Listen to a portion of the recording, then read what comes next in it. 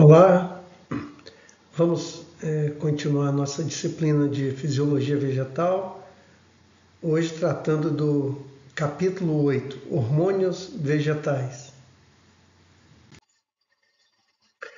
Hormônios vegetais e reguladores vegetais. O fito-hormônio ele é uma substância orgânica que desempenha uma ação reguladora na planta. Pode atuar em vários locais na planta, né? O fito-hormônio ele é uma substância natural, ele é produzida pelo vegetal. E os reguladores, eles podem ser produzidos naturalmente, né, por vegetais, por fungos, etc. Ou podem ser artificiais, podem ser produzidos em laboratório. Esta é a grande diferença entre reguladores e hormônios ou fito-hormônios. Os hormônios eles podem agir longe do tecido onde eles foram produzidos ou até mesmo nesse tecido. Os hormônios também eles são ativos em quantidades minúsculas. É assim, proporcionalmente, né, seria como uma agulha em relação a 20 toneladas de ferro. 20 toneladas seria a planta e a agulha seria a quantidade de hormônio que ela produziu para fazer aquele efeito. A atividade de hormônio, ou mais frequentemente a interação, né, entre esses grupos hormonais, define a ocorrência de processos envolvidos como a promoção ou inibição do crescimento, diferenciação dos órgãos, defesa contra agentes bióticos e abióticos, além dos processos de senescência natural e de maturação. Então, grande parte do que acontece numa planta ao longo do seu desenvolvimento é causado por hormônios, por exemplo, florescimento. Então, grande parte desses efeitos não são apenas dos metabólitos em geral, mas são metabólitos de quantidades minúsculas que são os fito-hormônios. Em geral, esse efeito ele tem um padrão, né, de acontecimento. O Tay-Szyk, em 2017, no livro, ele tem um esquema que é comum para regulação hormonal. Cada hormônio tem uma forma de agir. Então, esse aqui é o aspecto padrão, geral. Pode ter alguma diferença entre eles. Então, você tem uma entrada ambiental, né, um estímulo, um desenvolvimento que pode ser também programado, né, pode ser uma fase da vida do vegetal, da planta. Tem a síntese desse hormônio provocado tanto por esse estímulo ambiental, como pelo tempo também, né, pela maturidade fisiológica. Você tem um transporte para um sítio de ação, que pode estar próximo ao local de produção ou longe. Vai ter um receptor, né, que vai estar lá na célula. Vai ter uma transdução de sinal, que é a sinalização para acontecer algum processo metabólico. Por exemplo, a produção de um outro metabólito. Vai ter uma resposta. Essa resposta vai ser regulada, né? Vai ter um limiar, que pode ser que seja necessário por um tempo e depois seja necessário parar. Por exemplo, o ácido abscísico manda o sinal para fazer o fechamento de estômago, mas pode ser que volte a planta a ter água novamente, né? Cesse o déficit hídrico, e aí nesse momento vai haver a abertura desse estômago. Então o limiar vai ser isso aí, essa decisão. E aí o limiar manda a decisão para síntese de hormônio novamente, ou pode ser que haja só a compartimentalização, conjugação reversível, catabolismo, efluxo e etc., que é o término da resposta. Os principais hormônios que nós vamos estudar aqui são as auxinas, as giberelinas, citocininas, ácido abscísico e etileno. Mas nós temos outros que são até bem recentes, né? Brasinoesteroides, jasmonatos, salicilatos, poliaminas e agora, mais recentemente, né, os trigolactonas. Então, são 5 grupos que nós vamos estudar mas hoje nós temos conhecimento de 9 grupos. Bom, aqui temos o grupo das auxinas, que são hormônios que estimulam o crescimento. Nós temos relatos aí da época do Darwin, né, 1880, que chegou à conclusão que uma planta ela tinha estímulos que era produzido no ápice do coleóptilo e era transmitido para uma zona de crescimento. Então, essa planta tinha uma curvatura, né, quando tinha uma luz incidindo sobre o lado oposto, a curvatura maior. Quando tirava o ápice do coleóptilo, mesmo tendo estímulo de luz, ela continuava erecta, ela não tinha curvatura. Então, obviamente que tinha alguma coisa sendo produzida aqui, na ponta, no ápice, no caso, e que estava provocando a curvatura. Boysen e Jensen, em 1913, descobriram que o estímulo ao crescimento atravessava a gelatina, mas não passava por uma barreira impermeável à água como a mica. Então, o que ele fez? Inseriu uma lâmina de mica do lado não iluminado e essa planta não conseguia se curvar, mas continuava erecta. E aí, quando ele inseria a mica do lado da luz, obviamente que o efeito da auxina estava no oposto, né? Essa planta se curvava. Com a remoção do ápice e a colocação de uma gelatina, ela ainda mantinha a curvatura fototrópica, no caso, em função da luz, né?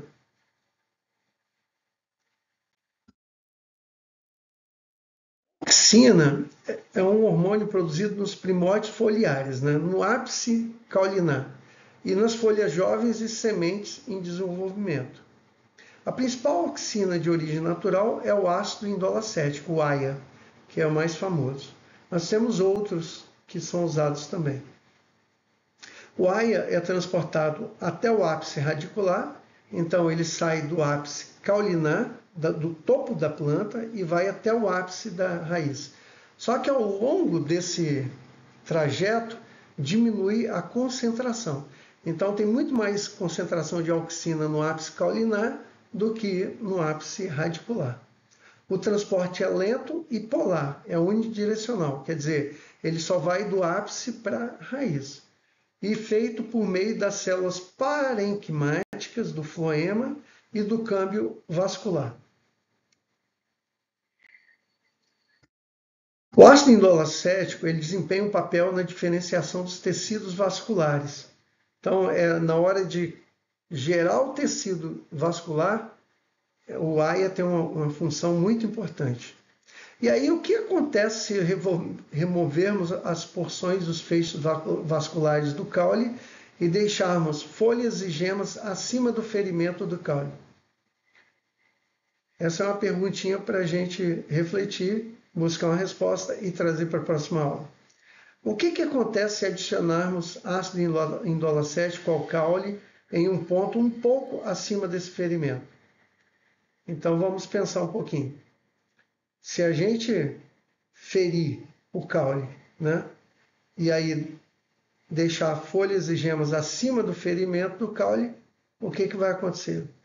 E se acontece de adicionarmos o ácido indolacético ao caule em um ponto acima do ferimento onde houve?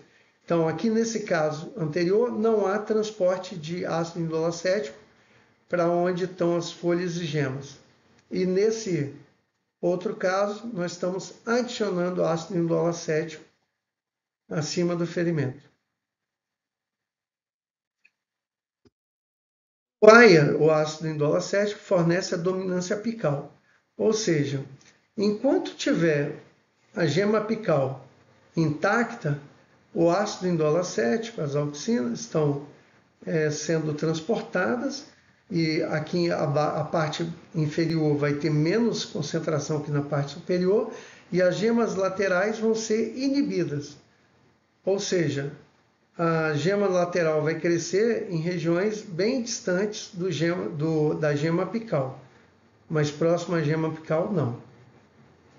Esse fluxo é basípto, quer dizer que ele vai do topo para a base, E se eu retirar a gema apical, então essas gemas laterais vão ser ativadas.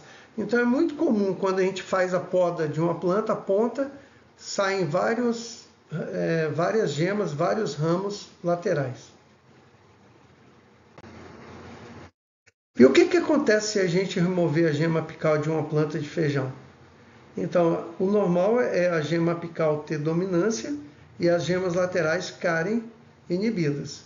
Se eu tiro a gema apical, né, eu não vou ter inibição da gema lateral. O ácido indolacético produzido na gema apical inibe o desenvolvimento da gema lateral, provocando sua dormência. Se eu tiro o topo, eu vou quebrar essa dormência. Então, eu vou permitir que haja crescimento da gema lateral.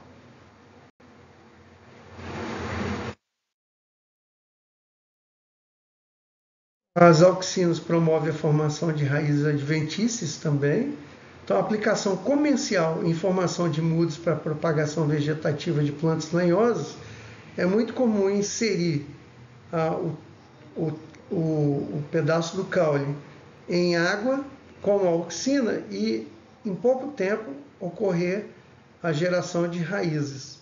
Então, para enraizamento de mudas clonais, que são feitas de um pedaço do caule, é muito interessante eu inserir esse caule dentro da água com a auxina antes de fazer a produção da muda.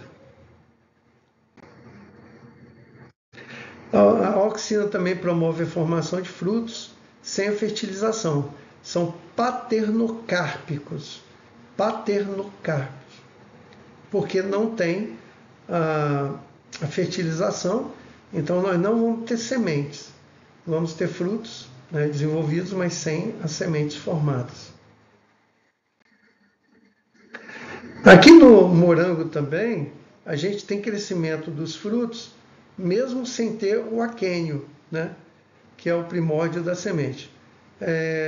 O morango normal com aquênios cresce, sem aquênios ele não cresce, e o sem aquênio aplicado à auxina exógena, ele cresce.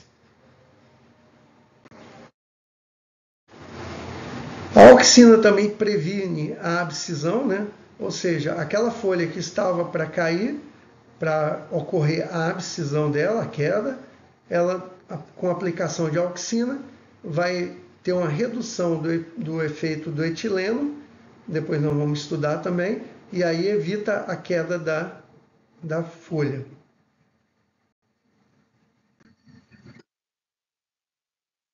Fototropismo, como é que ele ocorre, né? A migração da auxina para o lado não iluminado promove maior crescimento dessas células que estão ao contrário. Então, a luz incidindo na lateral promove um aumento de concentração dessa auxina no lado oposto e as células mais alongadas. Veja que elas estão mais alongadas do lado oposto à luz do que do lado luminoso. E aí a gente vê as plantas crescendo para o lado onde tem luz. A gente entende isso aqui como a planta está em busca da luz, mas na verdade o acúmulo de auxina do lado oposto é que faz o crescimento dessas plantas. O gravitropismo é o mesmo efeito, né? O fato de haver uma gravidade do lado onde a auxina se acumula, ela vai acabar alongando mais essas células e ele vai acabar crescendo em direção contrária à gravidade. Então, o gravitropismo negativo promove o movimento o acúmulo de auxinas do lado oposto ao crescimento, a redução do crescimento. Então, do lado da gravidade, você tem um crescimento por causa do acúmulo de auxina. A elongação maior dessa célula vai levar essa planta a crescer em direção à gravidade. Então, você põe um vaso de lado da energia, a planta está crescendo para cima, né? O contrário de para baixo. Como é que acontece isso? Aqui a gente vai ter um slide de explicação, o próximo slide, mas basicamente o amiloplasto ele migra rapidamente, aqui é questão de minutos, né? Ó, a queda do amiloplasto, em poucos segundos, um pouquinho mais, ó, 1 minuto, 2 minutos, ele já está depositado no fundo, onde ocorre o acúmulo de PIN3, que é o composto que é o gene que vai incentivar, né, que vai aumentar a produção de auxina, e aí ocorre um aumento dessa auxina na parte inferior, que vai promover a elongação dessas células da parte inferior. Então essa seta aqui vermelha indica seta do aumento da auxina, e as células laranjas são as células que têm esse aumento e que vão ter o crescimento aumentado para poder essa planta crescer em direção contrária à gravidade.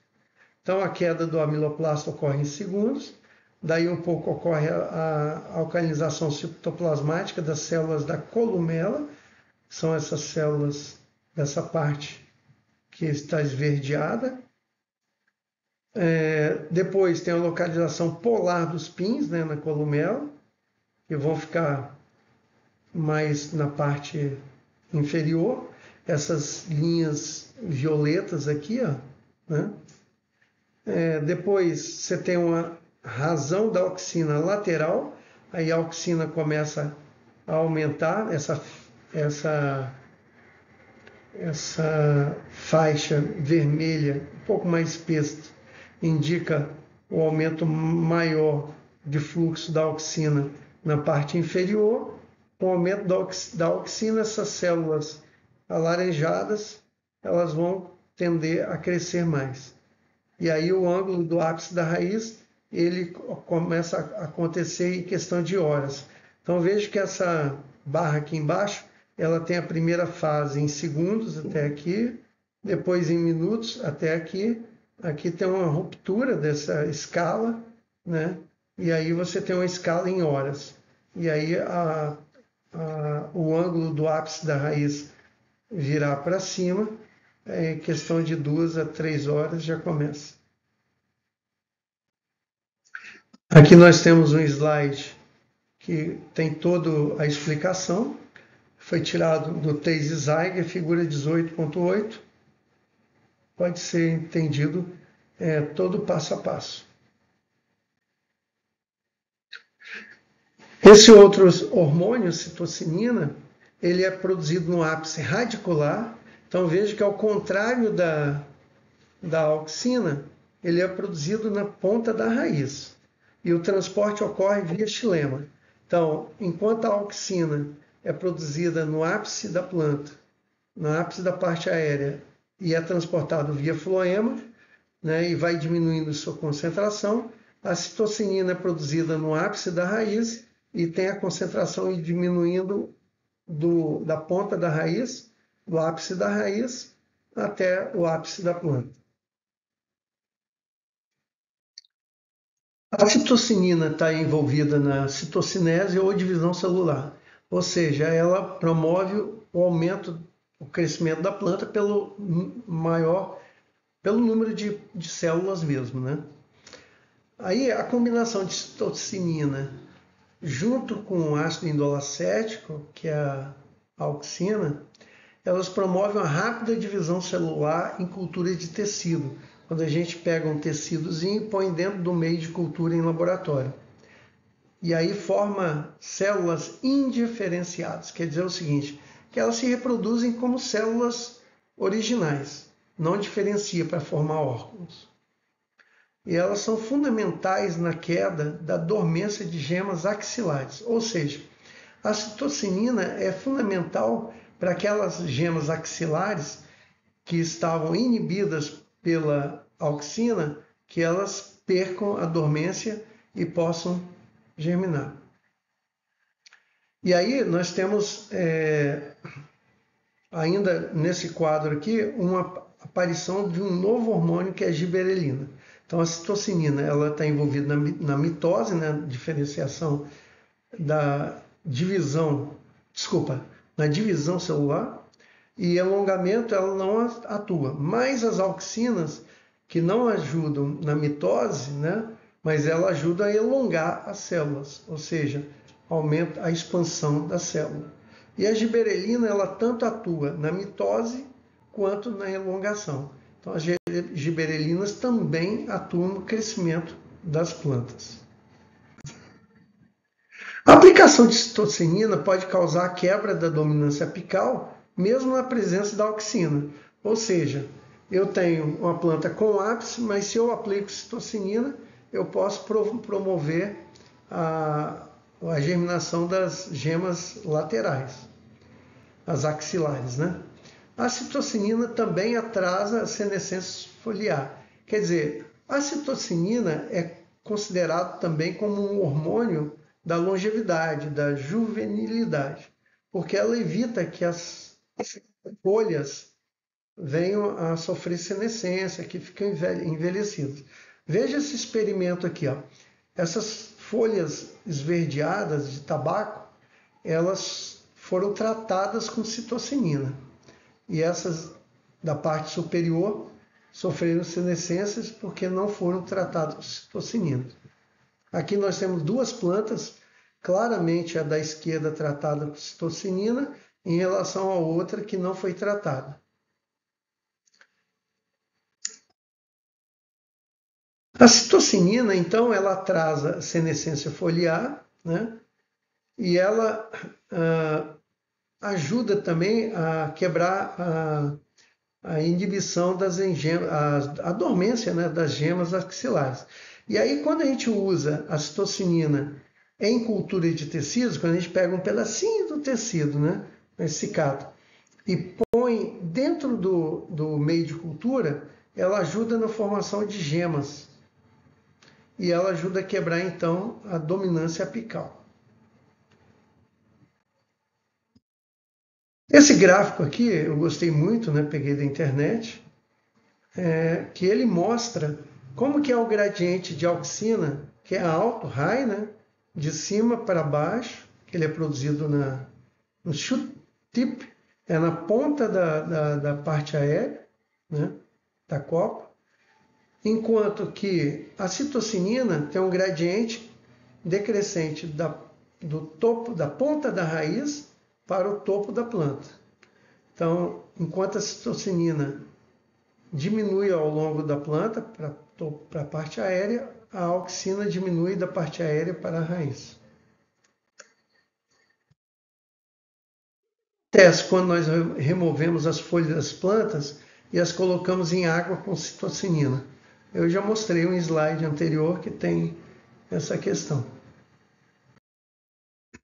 O etileno é um hormônio diferente dos outros, né? Diferentemente, ele é gasoso. E ele é produzido na maior parte dos tecidos da planta, mas em resposta a algum estresse, a algum acontecimento. E principalmente nesses tecidos que estão senescentes ou que estão em amadurecimento. Então, ele é um hormônio mais dos processos finalísticos.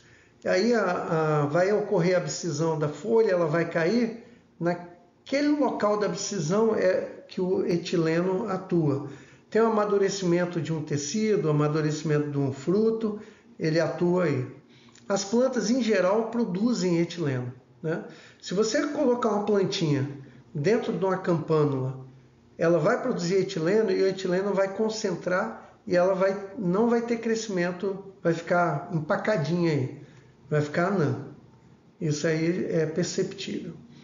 O transporte do etileno é por difusão, então ele se distribui pelos tecidos por difusão, e ele é essa molécula aqui, né? Etileno, são 2 carbonos e com dupla ligação. Então é um alceno, né? E existe o acetileno, que também tem um efeito muito parecido com o etileno, porém ele tem que estar em concentrações bem diferentes. Ele inibe na maior parte dos casos a expansão celular, né? Em algumas espécies, e essa expansão celular eu falei que é quando tem etileno, a planta fica pequena. Em algumas espécies semiaquáticas, ele dispara um rápido crescimento do caule, essas plantas de pântanos, né? E a formação do aerênquima em plantas submersas. Então essas plantas de pântano também formam aerênquima. E aí tem algumas fotos aqui do experimento do desenvolvimento de aerênquima na variedade não tolerante ao alagamento BR-107. E ao longo dos ciclos de seleção no milho Saracura. E aí essas formações são em funções do etileno. O etileno ele atua na maturação dos frutos, então a banana vai amadurecendo, vai produzindo etileno. Esse caso aqui é muito interessante porque na Ceasa é muito comum ter uma câmara onde eles põem acetileno, que vem da pedra do carbureto, né? Promove a produção com água, promove a produção do acetileno, que tem um efeito muito semelhante ao etileno, porém numa concentração bem maior. E aí ocorre um aumento na respiração celular na fase de climatério, né? E esses frutos climatérios, eles têm um amadurecimento não gradual, quer dizer o seguinte, chega um momento, uma fase onde aumenta o etileno, aumenta a respiração e rapidamente ocorre o amadurecimento. Então a banana amadureceu, rapidamente ela estraga, né? Se você deixar. Os frutos climatéricos, eles apresentam um marcante aumento da taxa respiratória no período final da maturação, provocado pelo aumento da produção de etileno. Eles amadurecem após a colheita. Então, esses frutos, a gente, depois que colhe, eles estão verdes ainda, põe o etileno e acelera a maturação. Esse gráfico é muito interessante, porque ele mostra o fruto não climatérico, que tem mudanças muito lentas, né, que vão acontecendo, enquanto o fruto climatérico tem uma mudança muito rápida no final da maturação. Essa respiração ela acontece bem no finalzinho, na época do amadurecimento, em função do aumento do etileno. E no fruto climatérico não adianta você botar etileno, que ele não vai ter essa mudança. E aí você tem a parte de divisão celular, essa primeira fase, e aqui é a linha da respiração. Tem o alargamento celular e o crescimento do fruto, e aí tem o período de maturação, amadurecimento, e aí a senescência. O fruto climatérico, esse processo é muito rápido no final da maturação. A aceleração da maturação do tomate em função do gás, né? Etileno 10 ppm e CO 10.000 ppm. Vejam que o etileno tem um efeito muito mais rápido, né? Os frutos climatéricos e não climatéricos, a gente tem uma lista aqui, né? Abacate, ameixa, banana, feijão, figo, goiaba, kiwi, maçã, mamão, manga, maracujá, melão, pera, pêssego. Em contrapartida, os não climatéricos, aqueles que não amadurecem depois de colhidos, né? Abacaxi, cacau, cereja, framboesa, laranja, lima, limão, melancia, morango, quiabo, romã, tâmara, toranja, uva. Então eles têm que ser colhidos maduros. Aqui é um gráfico, né, representativo que o etileno promove algumas mudanças nas enzimas e em alguns parâmetros, algumas variáveis do fruto. Por exemplo, fruto ácido, ele perde a acidez, o amido se transforma em açúcares doces, de cadeias mais curtas, né? Mono e disacarídeos, clorofila se transforma em antocianinas, então o fruto verde fica vermelho, as pectinas insolúveis se transformam em pectinas solúveis, ficam mais macias, e as moléculas grandes em moléculas menores, e aí geram até os aromas. O etileno promove a abscisão das folhas, frutos e flores, ou seja, a queda, né? A abscisão quer dizer a queda, a ruptura que tem no pecíolo, e aí a auxina pode reduzir essa sensibilidade à abscisão, mas na verdade, quando tem o efeito do etileno, o etileno promove uma abscisão mais rápida, desencadeia isso. E aí no final ocorre uma hidrólise desses polissacarídeos da parede celular que permitem a separação do pecíolo e da folha.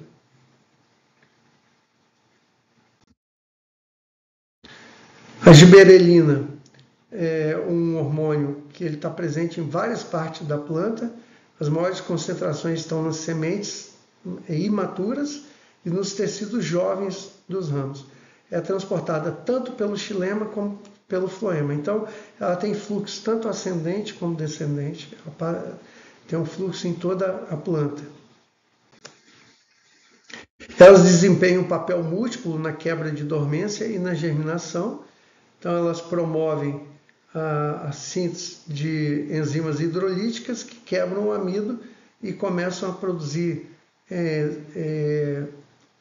açúcares mono e disacarídeos para permitirem o crescimento do coleótilo e dos cotilédones, né?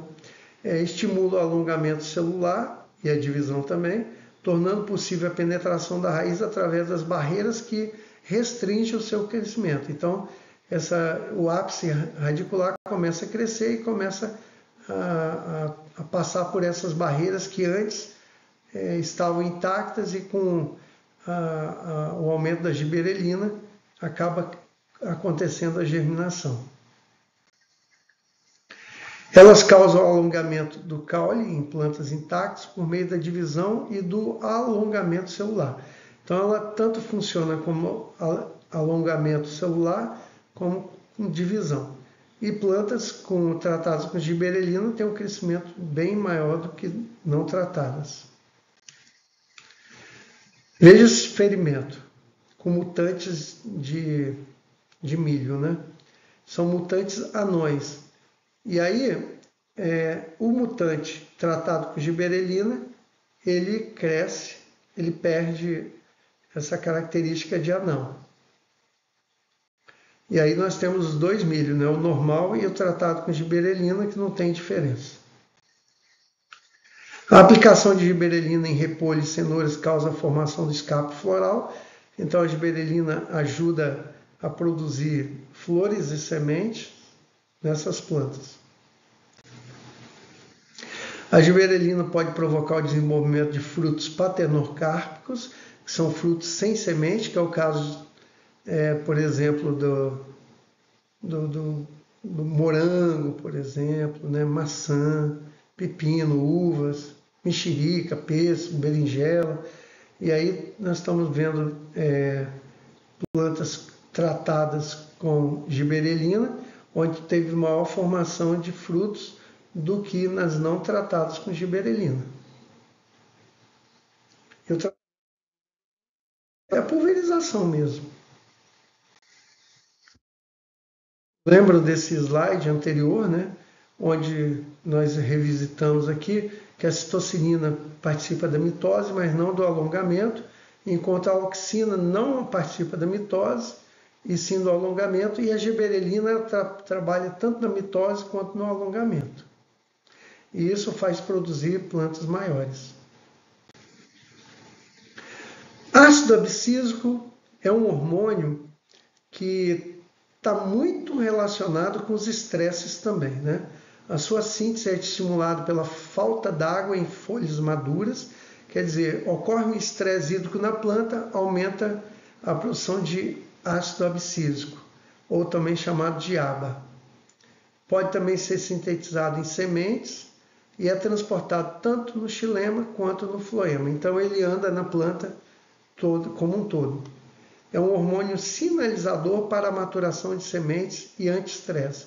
Então toda vez que tem um estresse hídrico na planta, por exemplo, rapidamente o ácido abscísico atua no fechamento dos estômatos para impedir que a planta perca água e sofra com estresse hídrico. E isso é muito rápido. Pode também ser sintetizado nas sementes e previne a germinação prematura. E aí, a produção de mutantes com deficiência de aba causa essa situação em que a semente rapidamente germina e não tem um tempo maior para germinar, que é o caso do milho normal. A semente ela só germina depois de alguns estímulos, né? E aqui nesse caso do mutante que não tem aba, ele perdeu essa propriedade de se manter intacto, sem germinar, até que tem um estímulo de germinação que geralmente é a água mesmo, né? O aumento da umidade. Ele estimula a produção de proteínas de reserva na semente, e a razão entre o aba, né, que é o abscísico, e a giberelina é o primeiro determinante da dormência da semente. Então, se tiver mais aba, ela vai ficar mais dormente. Se tiver mais giberelina, perde a dormência. Esse equilíbrio entre os dois é que mantém a dormência das sementes. Então, se eu tiver uma semente dormente, muitas delas podem ser tratadas com giberelina ou com ácido giberélico para poder quebrar a dormência e germinar. O ácido abscísico induz o fechamento estomático, isto é, regula a transpiração estomática. Então, quando tem um estresse hídrico que aumenta o ABA, ele atua, né, nos canais de cálcio e de potássio, e o cálcio também é um sinalizador para isso, para ou manter os estômagos fechados ou induzir o fechamento deles. Então, se o estômago está fechado, o ABA reprime a abertura. Se o estômago está aberto, ele induz o fechamento. Ele atua sobre as bombas, né, de potássio e as outras bombas iônicas, e o cálcio age como mensageiro secundário, tanto para a abertura quanto para o fechamento do estômago. Então, havendo o retorno da umidade, volta a ter cálcio sendo transportado, né, fluxo de massa, e esse cálcio vai ser um sinalizador para que ocorra a abertura do estômago. Aí ocorre o contrário, né? A entrada de potássio, entra a água e abre o estômago. O que acontece quando aplicamos aba na epiderme das folhas? Se a gente aplicar aba na epiderme das folhas, o que vai acontecer? Vai promover o fechamento dos estômagos, vai diminuir o transporte, a entrada de CO2 e pode haver uma redução na fotossíntese. Como se comportam mutantes incapazes de sintetizar aba em locais secos? Essas plantas vão sofrer o estresse hídrico, não vão conseguir fechar os estômagos e rapidamente elas podem ser levadas à morte por estresse hídrico. Aqui nós temos um resumo dos cinco principais hormônios que nós estudamos até agora. Então nós temos aqui a giberelina, que atua na germinação, no crescimento, na floração e na frutificação. A auxina, que atua no crescimento, na floração e na frutificação. A citocinina, que atua no crescimento, na floração e na frutificação. O etileno, que atua na floração, frutificação e abscisão. E o ácido abscísico, que atua na abscisão, né, para queda das folhas, ou na dormência. E assim a gente encerra o capítulo 8 de hormônios. Obrigado.